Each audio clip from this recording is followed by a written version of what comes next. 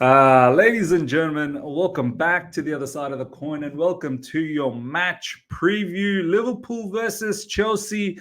I'm feeling all sorts of feelings, ladies and gentlemen. Honestly, you know what? I want to make this video where I just talk to you guys. I don't want to show many footages and news, this, that, the other, the table, formation, the lineup. I just want to have a conversation with you guys because this is a big match. This is a big test. And as I said, I'm feeling all sorts of emotions in this match, moving into this match. I mean, I'm quietly confident. I'm not as worried as I used to be going into Anfield in previous seasons, especially since the new ownership has taken over. I feel like now under this new ownership, finally maybe some level of maturity is being seen. But of course, we need to see a lot more consistency.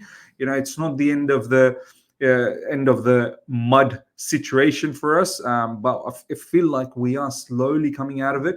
Look, I feel confident. I feel nervous. I feel excited. I feel scared, all in the same sort of in the one ball mixed in together. But one thing's for certainty, I feel like we are going to perform, to a certain degree, to a certain level of dignity. That's how I truly feel. I don't feel like we're going to go to Anfield and we're going to capitulate. I hope not. I truly hope not. One thing I do want to say, this particular fan base, Liverpool fan base, it would be so nice. It will be so ecstatic. I will be so enthralled if we can go to Anfield, ladies and gentlemen, and actually do something. They are so Liverpool fan base are so damn arrogant, man. The way they talk about their history, the way they dismiss anyone. It's all about Virgil van Dijk. It's all about Mo Salah. It's all about Trent Alexander-Arnold. Everything, any conversation you wanna have in regards to other clubs, and if there's a Liverpool fan around, they will make the conversation about Liverpool immediately. This is what they do, man. And in recent times, they've had the better of us, man. I'm telling you, not just in the Premier League. Like, they've beaten us when Thomas Tuchel was around in the FA Cup. They've beaten us in the Carabao Cup. They beat us in the Carabao Cup last season as well. I'm tired, man. I'm tired of losing to these guys, especially silverware. I know this isn't a silverware situation, but I want to change this, man. I really do. Um, look, a win is probably a long odds. Like, do you know what I mean? At long odds, it's probably a long shot. It's not an unbelievable situation. It's not that it can't happen. Definitely it can. We are playing in a manner that we can beat them. However, we've got issues ourselves.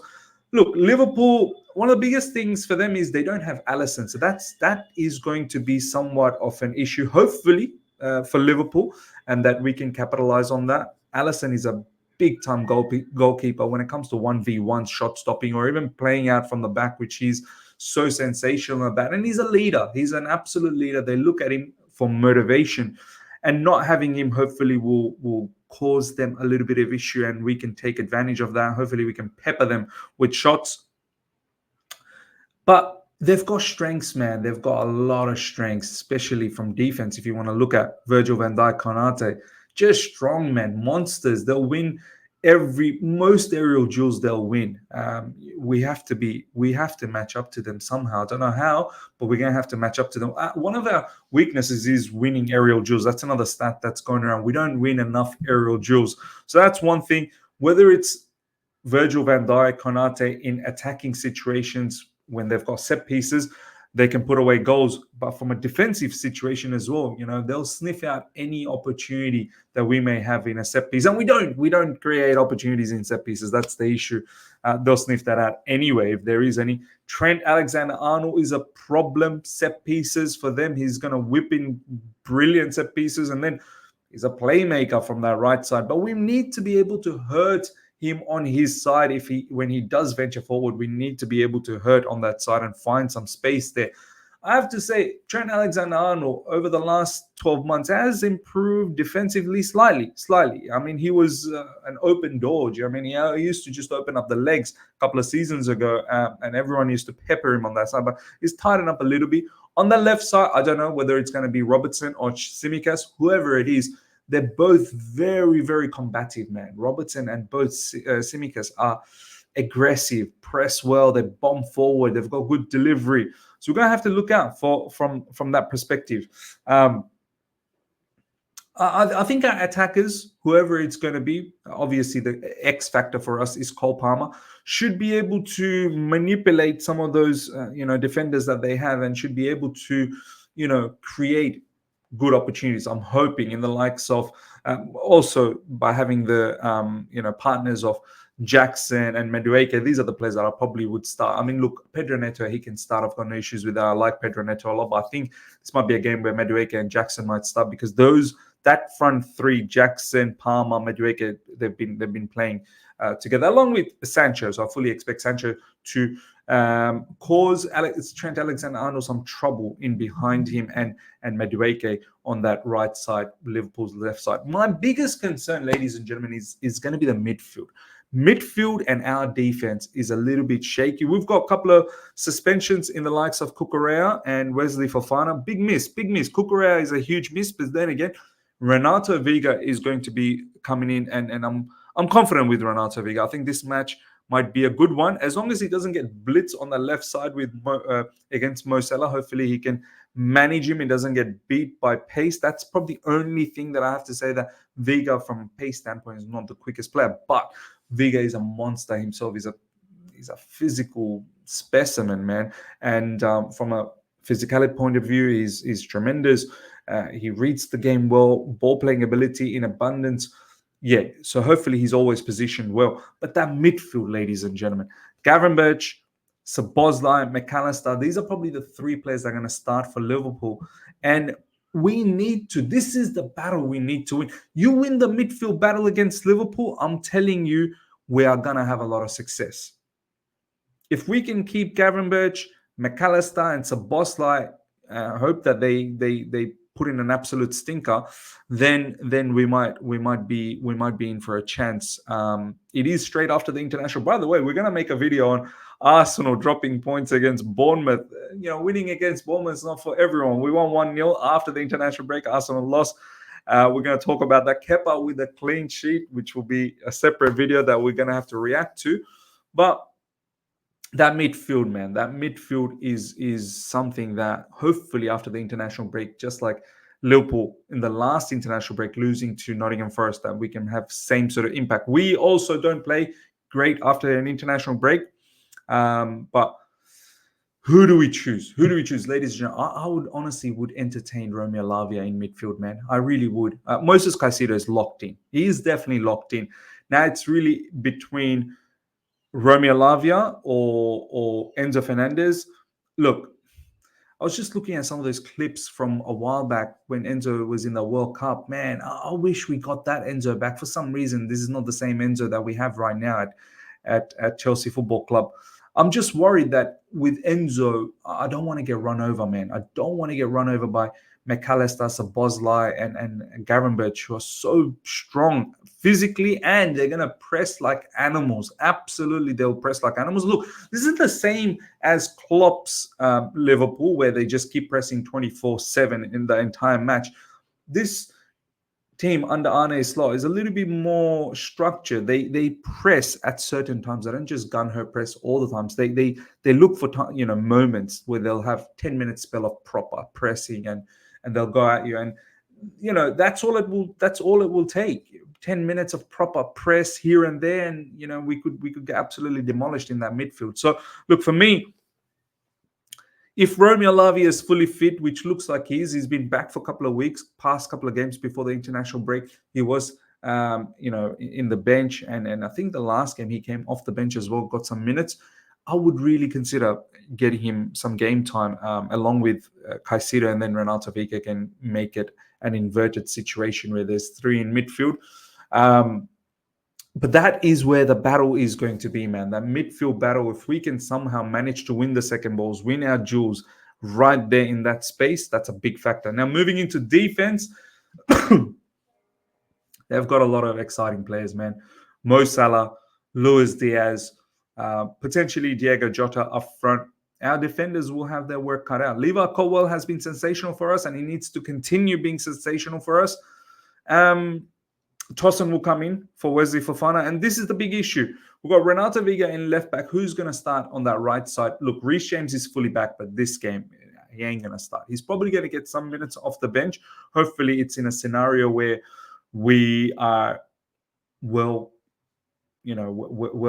sort of good position in that game, not losing. Hopefully, we're perhaps winning 1-2-0, and then someone like Reece James can come in. But look, that's probably thinking a bit too way ahead. For right now, even if Reece James doesn't feature in this game, I'm not worried. He's fully back, and he'll get game time in the next game against Panathinaikos. Potentially, he'll come off the bench. So this game probably too early. In the right side, I don't know if I can trust SRC, man. I really don't know if I can trust SRC. But then if it's not SRC, then who? It's got to be Malo Gusto, right? It's got to be Malo Gusto. And look, I've not been totally impressed by Malo Gusto this season. There's been some iffy moments from him. He's been fine. He's been okay most of the times, where it's his final third delivery. His crosses has not been coming off. Him inverting, he's not fully grasped as to what he needs to do there. Yeah, he looks good technically. He can make some good driving runs. But overall, you got to play as a midfielder. And on that right side, he's been dominated at times from a defensive standpoint. And he's not the tallest player.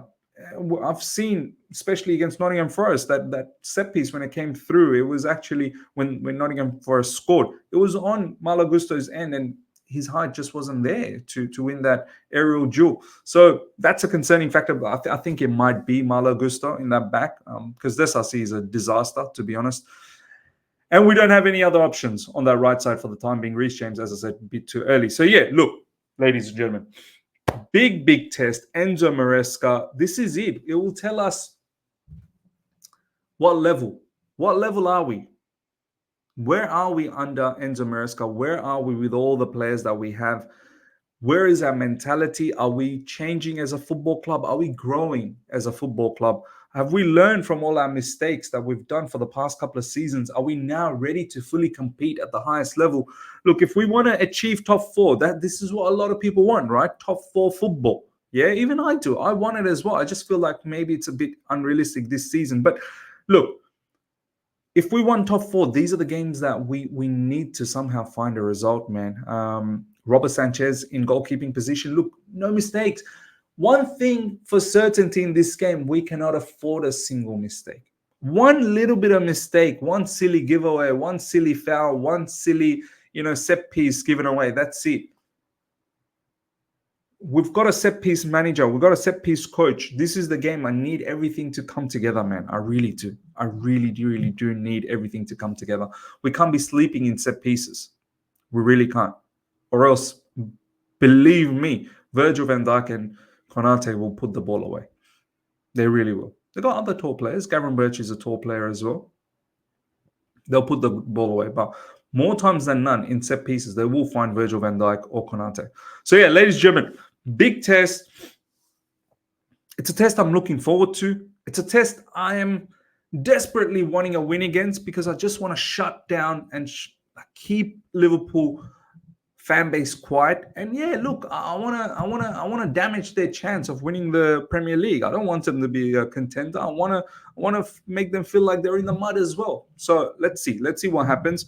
As I said, a whole heap of emotions that's running through me for this particular match. I am somewhat quietly confident, and I'm hoping, look, we can get a win, but I do think that maybe it's going to be a draw. It's probably going to have some goals in this game, because we are leaky in defense, and they're definitely potent, but we can score goals as well. So look, maybe a 2-2, perhaps. That's the scoreline that I'm going for. I would love to see a victory, man. If we can somehow win a 2-1, 1-0, I don't know. If we can do that, that would be sensational. Ladies and gentlemen, let me know your thoughts. My lineup, this is going to be my lineup. Robert Sanchez in goalkeeping position. Levi Colwill-Tosin in the middle. Renato Viga left back. Malo Gusto on right back. In the middle, I'm going with Caicedo and Enzo Fernandez. Up front, I'm going with Sancho on the left, Jackson in the middle, Cole Palmer just behind Jackson, and Madueke on the right. And then we've got a strong bench that we can rely on as well. So, ladies and gentlemen, let me know your thoughts. This is my team, and let's do a job, man. Let's do a job at Anfield. Hope you guys have enjoyed this. Smash up the like button if you're here for the first time. Subscribe, hit the bell notification to stay in touch with all my content. I shall see you guys for the watch along. And of course, we'll drop the reaction video for Arsenal's loss against Bournemouth. We have to praise Kepa. And of course, the generational disaster classes from Havertz and Raheem Sterling as well. I'll see you guys for that. Until next time, everyone. Take care. See ya. Goodbye.